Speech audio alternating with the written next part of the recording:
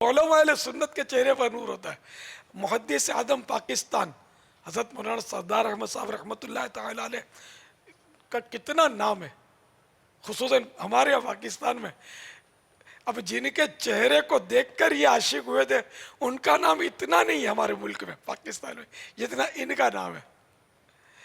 تو یہ اصل ہوا تھا کہ حجت الاسلام مولانا حامد رضا خان یہ واقعی بہت حسین تھے، بہت نورانی چہرہ تھا.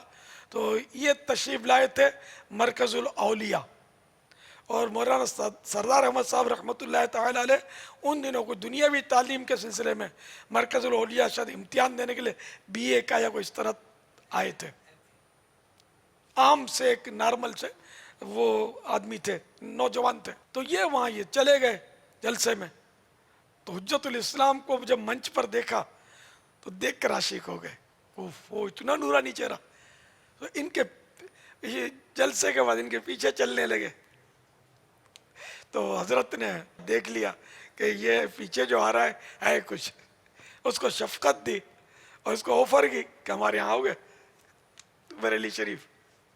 انہوں نے حامی بھر لی اور یوں یہ دنیاوی علوم چھوڑ دیے اور علم دین میں لگ گئے، اور بہت عظیم محدث بن کر، بہت بڑے عالم بن کر ابھرے.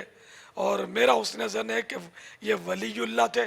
ان کی تقوی کی باتیں ان کی کتابوں میں ظاہر. ہم تو دعوت اسلامی تو بہت میں بعد میں بنی ہے، میں تو بہت پہلے سے ان کے ذکر خیر سے آشنا ہوں، اور میں ان سے مطلب میری محبت اور عقیدت ہے ان کے ساتھ. حالانکہ آپ چشتی تھے، تو ہمارے قادری چشتی کا کوئی تعصب تو ہے نہیں الحمدللہ.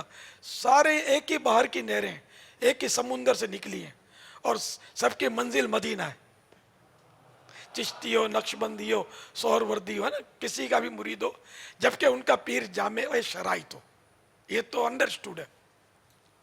تو اس طرح مطلب یہ کہ میں ان سے محبت کرتا ہوں. سن 62 میں ان کا وصال باب المدینہ میں ہی ہوا ہے، لیکن اس وقت مجھے اتنا شعور نہیں تھا. میں میرا خیال ہے 50 میں میری اس میں لکھا ہوا ہے پاسپورٹ میں پیدائش کا سن.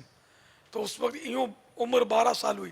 اس وقت شعور اتنا نہیں تھا، پتہ ہی نہیں تھا کب وصال ہوا، کیسے ہوا. بعد میں پتہ چلا کہ اتنی بڑی ہستی کا وصال ہو گیا اور میں محروم رہا. اللہ تعالیٰ ان کے مرقد منور پر شب و روز انوار و تجلیات کی بارشیں فرمائے.